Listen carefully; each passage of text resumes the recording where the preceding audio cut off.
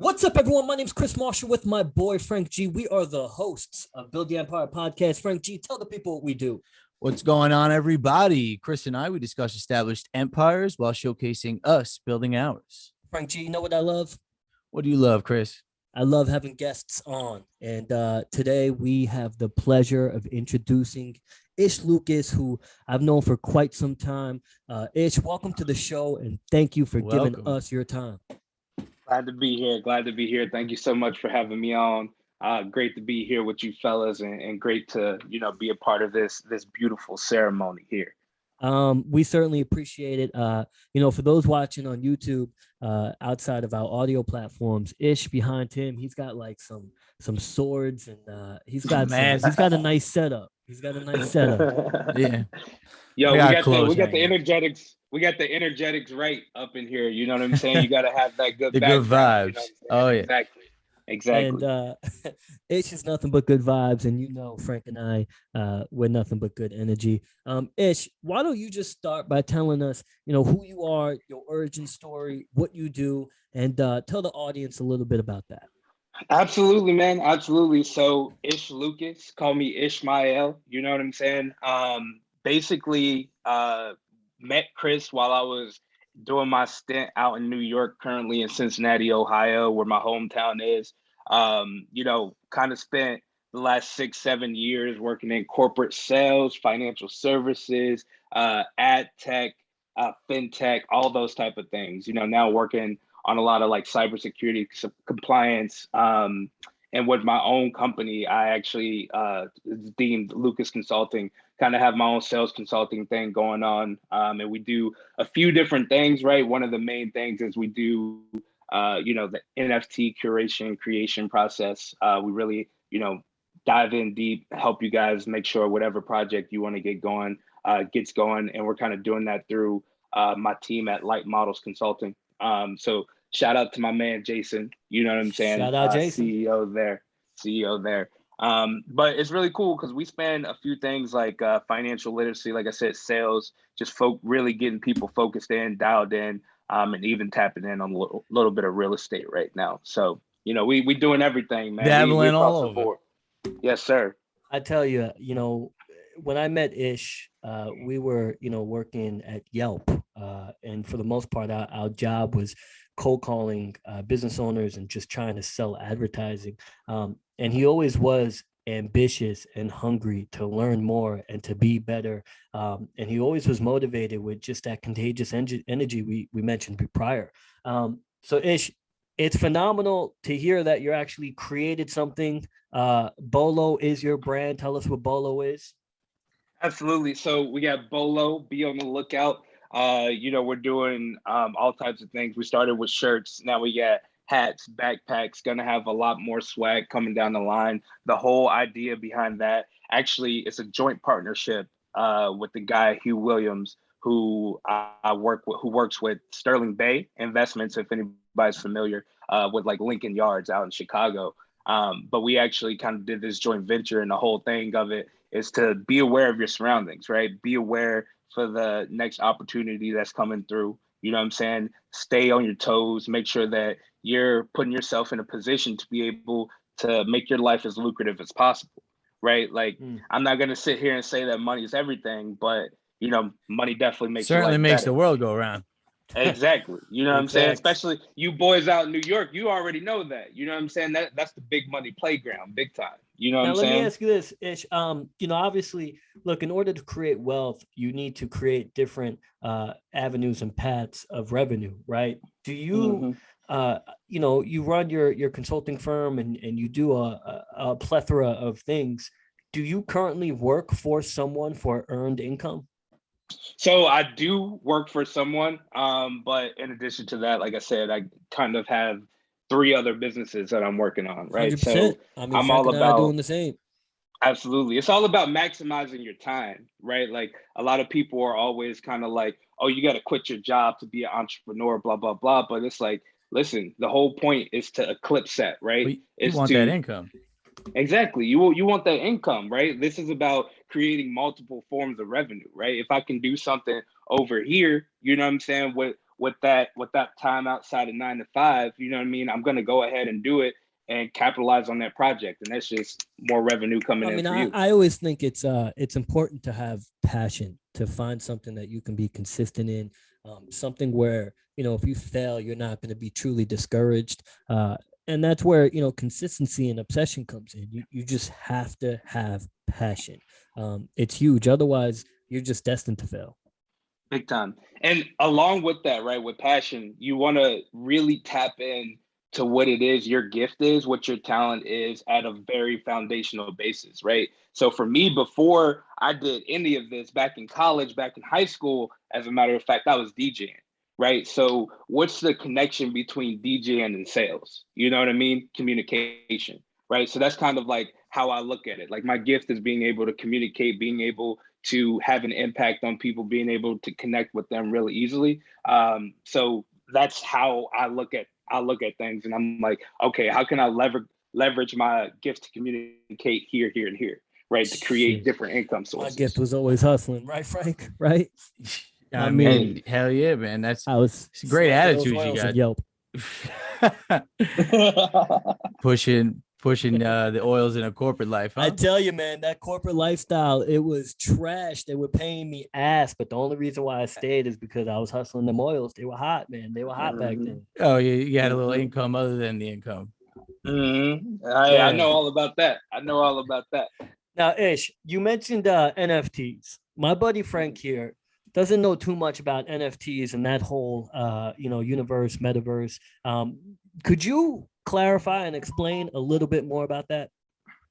Yeah, so I mean, I'm just gonna keep it super simple, right? We're not gonna go into the extra technical. You deep dive, I may get a brain fart. So yeah, take it slow for me. Now you're gonna like this Metaverse. I tell you, he farted on the mic last week. It wasn't on air, but hey. Ish, the floor's yours. Y'all keep that in private now. But look, Metaverse, digital playground, right? Like you look at things like Fortnite, you look at things, even Facebook. I saw something like Fortnite was trying to raise, I don't know if it was $1 million or $1 billion for some Metaverse stuff. I mean, like I said, I don't know much, but I thought it was a gaming thing, so that's why I knew that. It's going to be both thing. Very soon.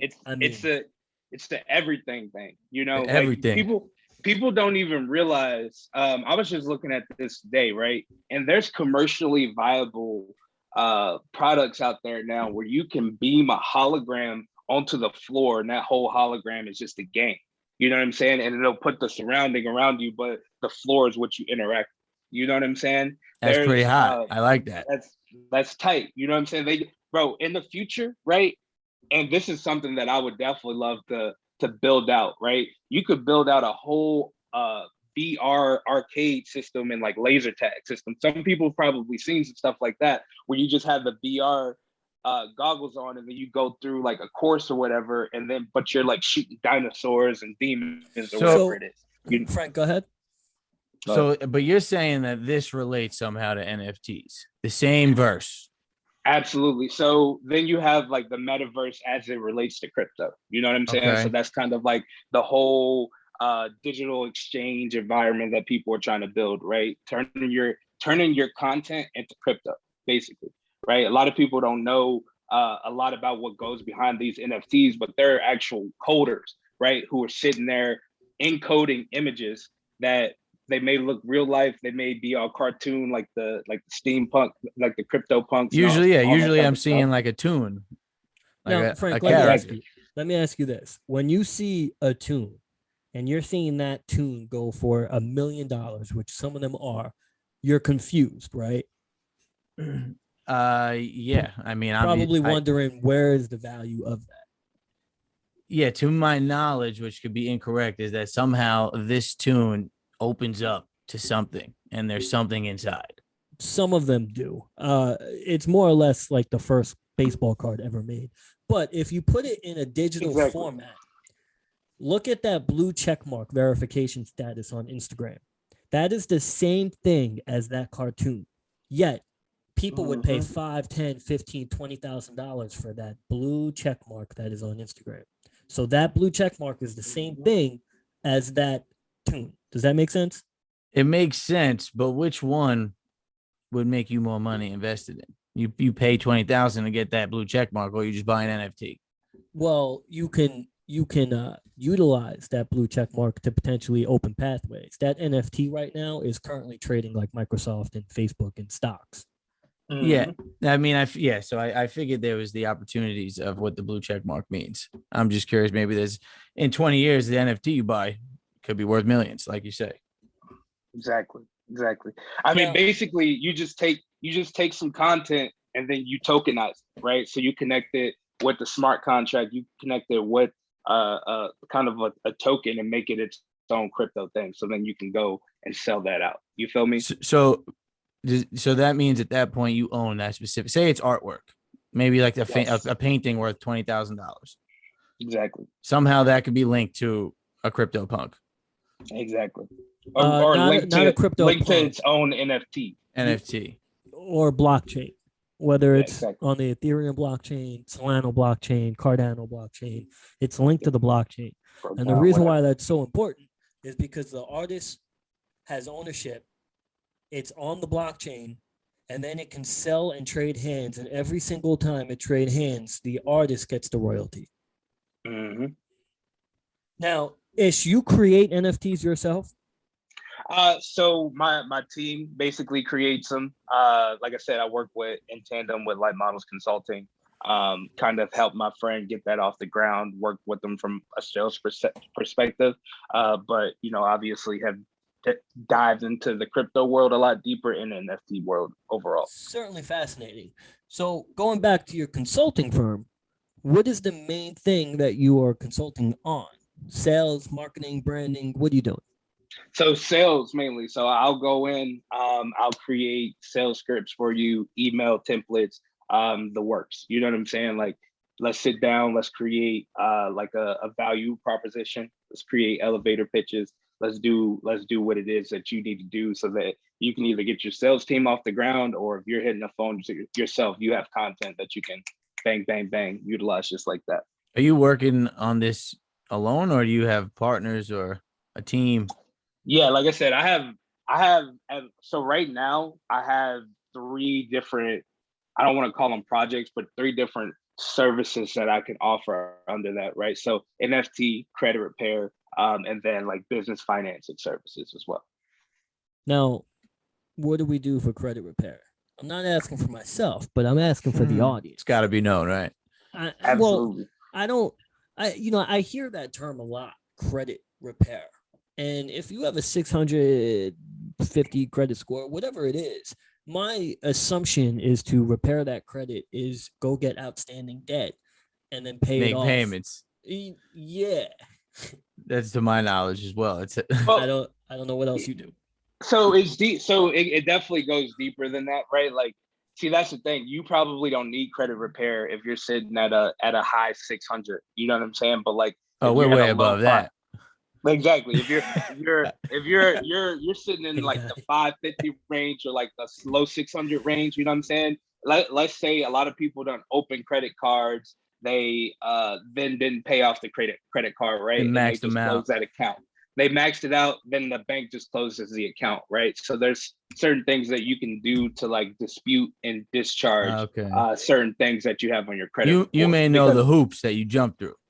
Exactly. So I definitely know some of the hoops, but that's kind of one of the first things that we go and look at, right? Are we talking about you need to pay off some of these credit cards? Or are we talking about, okay, we need to go in, we need to dispute A to Z, you know what I'm saying? And we need to like get all these things removed off your credit report. So essentially you're disputing charges that you made, but you see that maybe you can win and dispute them.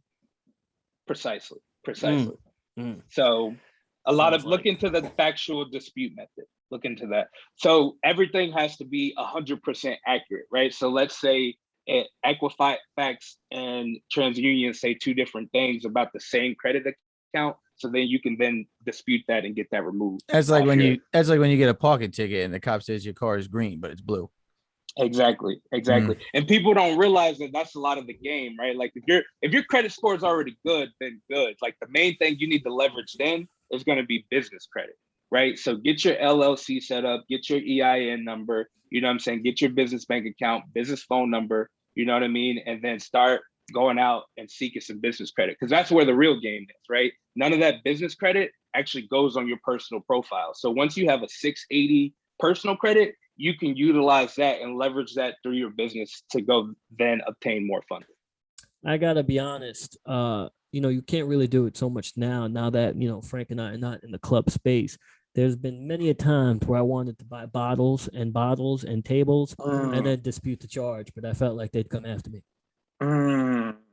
See, well, if you turn that into a business conversation, if you turn that into a business, you know what I'm saying? If you got a business expense there, then you can buy the bottles, you know what I'm saying? But it's got to be benefiting the business. Well, how's you know that? what I'm saying? Sounds like a scamming expense. Yeah, I'm confused here. Hey, listen. Maybe You've never seen the VIP clubs like Marquee and stuff, and they'll have like corporate packages. Yeah, I was gonna say maybe you're taking out, the CEO's taking out your top clients. You're gonna expense some of those bottles. But here's the thing, and this infuriates me, is when you open an LLC or you have a business, you'll have like some dumb friends be like, let's go out to dinner, let's do this, let's do that, we'll write it off. Stupid. It doesn't work like that. It don't work. Honestly, it don't work. I forget what show it was, but there was a moment where the son like wrote everything off on his credit card, and his father's like, "You idiot! Now we're in debt." Like, it was just hilarious. Ish, could you explain what that means precisely? Well, see, technically, if you're just going to a dinner with your friends, that's just something people say. They think just because you got a business card, you swipe it and it's boom, it's a write-off, right? But let's say we sat down, you know what I'm saying? We had a dinner and we talked about your credit. You know what I'm saying? Now it could potentially be a business expense. You feel me? So now it's a whole some business talk. Exactly, it's some business talk. You know what I mean? Well, I think also get your account and get your tax prepared. Also, you know what I'm saying? Make sure you have everything set up properly. You feel me? I think the issue with just writing shit off is that people don't understand it's not free. Oh, you're only writing off the taxes. Facts. So $150 dinner, you save like $3. Facts. Absolutely. So give me. What's that? Maybe our boy needs a moment. He may need a moment. I think he's back. Ish, why'd you leave New York? Or why'd you leave New York? I mean, you have a fascinating story of coming to New York, going to Chicago, living in Cincinnati, Ohio. I mean, you're all over the map, bro. All over the map, bro. Look, I spent time in Colorado, spent time in Tennessee. You know what I'm saying? So I'm on my real nomad. Tennessee's got some whack ass biscuits. Admit that Ohio has better biscuits than that's Tennessee. Nashville. We definitely got better biscuits. Definitely it's not. It's not. In my experience, right? Like you probably got more experience there than us. I mean, yeah, he lived in Ohio. Yeah. We've never been to Ohio. Of course. Ish, we were in Nashville. We had the biscuits. They were whack. And we kind of said they were whack. We got a little pushback from our audience. Yeah, I mean, look, it's all. I mean, was the chef off that day? You know what I'm saying? Did the waiter let it sit there too long? Did it get all cold and crusty? You know what I'm saying? So there's a lot of variable factors when we talk about biscuits. You know what I'm saying? Like, I mean, he's making it. He's putting up a fight. I might have to try him again. Like, I tell you, man, you gotta have that on your business consulting. Yo, biscuit consultant, baby, come catch me with your biscuits. You know what I'm saying? I tell you, you know what had a good breakfast was Atlanta. Atlanta had good biscuits. I believe that. Yeah, I believe that. We were chilling. Atlanta was great. Man, it was was popping. Yeah, Miami's where it's whack. Miami's popping too. No. Forget the biscuits. Now, Miami. I mean, 100 days ago, I got out the block ish. Damn. You damn Fuck Miami. Oh man. But what'd you think of New York, man, when you were here? Man, look, when I was there, you know what I'm saying? You got to remember, I was in New York for like 5.5 years, I think. So like the first 2 years were like a struggle. I'm not even gonna lie. Like I moved to that mofo with $200. You know what I'm saying? I came in with this he said Ohio. Mofo. Ain't no Gen Z knows what a mofo is. Facts. You right. Whatever. Now you saying you struggle because of rent prices and like living. Of course, New York. He came here $200. It was like 21. You dipped the hell out of here, man. Yeah, I was like 21. You know what I'm saying? I didn't really know what I was doing, Yeah. bro. Like, let's get real. But what I love about New York, right, is that place will teach you how to put some shit together. You know what I'm saying? Everybody in New York, when it comes occupationally, right, is on their shit. You know what I'm saying? They're in New York to do whatever it is that they do at the best level possible. Because you see people that come up in there 1-2 months and they out. You know what I mean? So I think for me, what I loved about New York was just kind of like being able to build up, right? There's I can't even think of but there's a motivational speaker who says you grind for 5 years and you can't tell me nothing good is going to happen out of that, right? And that's kind of always a motto that I had in the back of my head. You know what I'm saying? When we were working at Yelp, you know what I'm saying? It was definitely a struggle, but the minute we were able to get out of there, right, and focus our efforts elsewhere, we were able to make some really big things happen. And that's what I love about New York. Yelp it's a was great grimy. networking system. It's all a learning lesson. But I always said New York, and I think Frank could agree with me. If you were to place an inbred New Yorker who I guess, was born and raised here and hustled their ass off and did that whole Yelp and corporate structure and shit. If you place that person and put them anywhere else on the map, I think they would just strive or incredibly exponentially. That energy alone is wanted. Yeah, I mean, everyone's moving. It's fast paced. We've been elsewhere, and it's like you guys ain't moving. My office now. We have an office in Denver, and we used to have transparent stats of New York versus Denver, and we would double the KPIs. And the New York people would get pissed at the Denver people because it's like, what are you doing all day? Now, Ish, you said you lived in Denver. I'm assuming they just get hot. They do just get high. Bro, Colorado, man, they on a whole different vibe. It ain't that much different than New York now. I mean, but price-wise, but the people way different. You got a lot of what they call wooks out there. You know what I'm saying? A lot of people just on that. A lot of people on that festival groove. You know what I'm saying? They out there to listen to music. They popping mushrooms. Man, we love mushrooms. Dress up in fairies and shit. Watch where you're putting hippies, all right? Hey, I love me some hippies. Come on, yo. Now. Well, wait a second. Black hippie right here. Black hippie. You feel me? Oh man, all one. Yeah, all love. That's for sure. I tell you though, you pop some mushrooms and you kick it. It's a great ass time. Yo, you be vibing, bro. As I said one time on a trip myself, you know what I'm saying? Up the river, down the river, it's all the same shit, baby. You know what I'm saying? I'm just flowing. I'm just flowing. You feel me? I like that. Flowing. Just I don't know if you could flow up the river. But guess what, bro? It's all the same shit. Bro, when you're on mushrooms, you can do whatever you want. Listen, bro, you walk up the river, you're like, I don't see Ish. You walk down the river, you're like, oh, there he is. That's good. You took mushrooms, too lazy to swim up the river. I'll tell you boys that full story off camera, though. I'll tell you the full story off camera. Oh, I tell you, I'm fascinated. If we're gonna go into mushrooms has taught. It's hard to categorize Frank in here because you don't know who wants what let out. Taught me certainly many lessons. Mushrooms has taught me many lessons. Yeah, I'm with you every time those lessons occurred, my friend. Yeah, I certainly advise everyone who's listening take some mushrooms at least once. I mean, it apparently it cures depression and stuff like that. Ish, when you were in New York, did you have anxiety? Microdoses.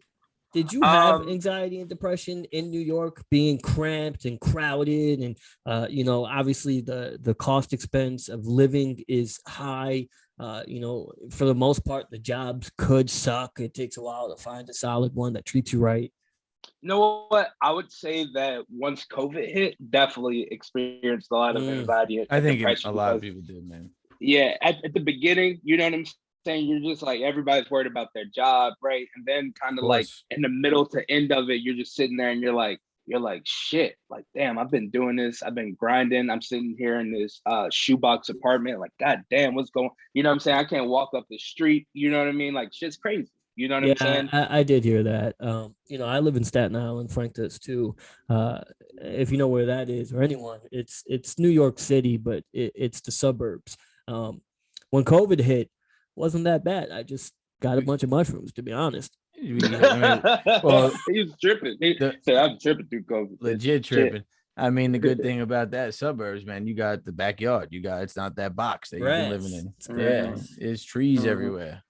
Mm-hmm.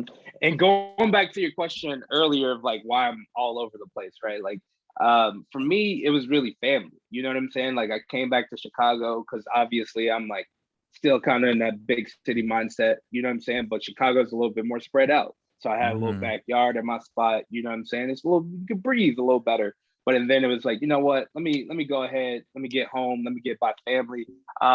If it was still daylight out, I would show you I got a nature preserve in the backyard. You know what I'm saying? So that's one thing that I say, like, make sure you connect with nature. You know what I'm saying? I agree with you. And just do the things that make you feel good. Makes sense, right? You take mushrooms. Facts, you know, facts, bro. Do what makes you feel good. You feel me? Nature, nature, up and down the river, you still flowing, baby. Up the river, I'm flowing, baby. I'm flowing. See, you starting to get it. It takes a little bit, but you start to get it. You start to get it. Oh man, you know, I love Chicago. I was there last month. I actually reached out to you. Ironically, you were in Cincinnati, so yeah, that was the first. It was crazy because I literally had scheduled to go to Cincinnati literally I think that same day or maybe the day before. What's in Cincinnati like? You know, I mean, me and Bengals.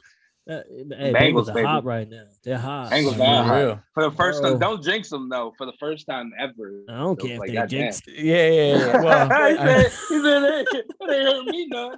Bengals. I tell you, they got the hottest rookie wide receiver right now, Jamar Chase. Woo. Wish I picked him up. I mean, he's got it's a little biasness to him, but I mean, he's still good. But like, if he was on any other team, he wouldn't be putting up those stats.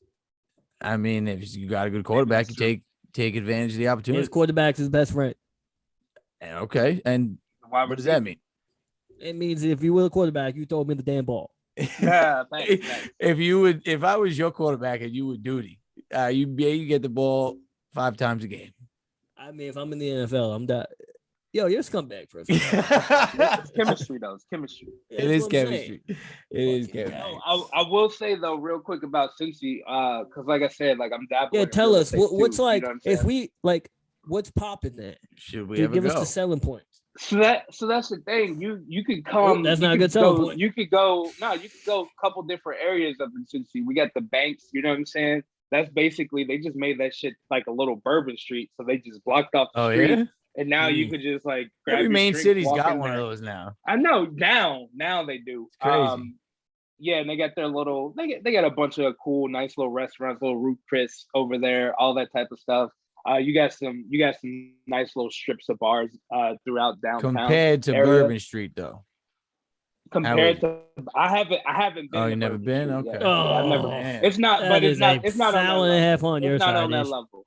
Yo, that's what everybody tells me. They're like, yo, if you go to New Orleans, you'll love it. You won't come back. New Orleans is dope. I tell you, something about New Orleans-ish. It's strange. It's the dirtiest place I've ever been to, but it's got the best food I've ever had. Dirtier than New York City? Oh, that's at least that strip. Yeah, bourbon. At least that bourbon strip. There'd be horses like just shitting as they're passing you. Yeah, like you gotta watch it. You gotta watch it. You gotta watch it. But you know, it's funny because we have an audience in Ohio, ironically. Yeah, and I'm just, you know, when I worked at Yelp, my territory was Ohio, so I knew a lot of Ohio, and I always thought the people there were dope. Nice.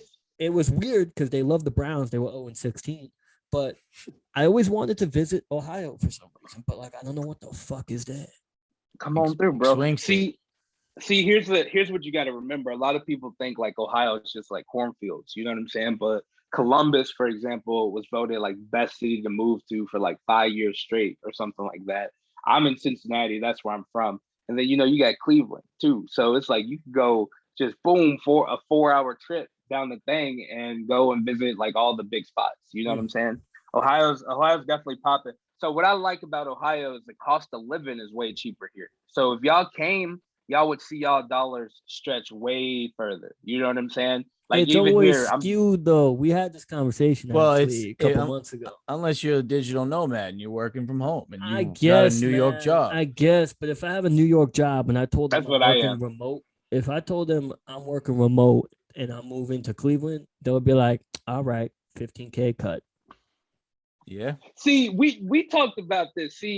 Listen, this is how I feel. If you I took disagree a with you. job, if you took a remote job where the jobs were historically in New York, then but you took that job in Cleveland, then I agree. You can take that 15% cut, right? Because it's not a cut, it's just like the offer, right? But it doesn't make sense for me if I'm giving you the same amount of production in Cleveland as I am in New York.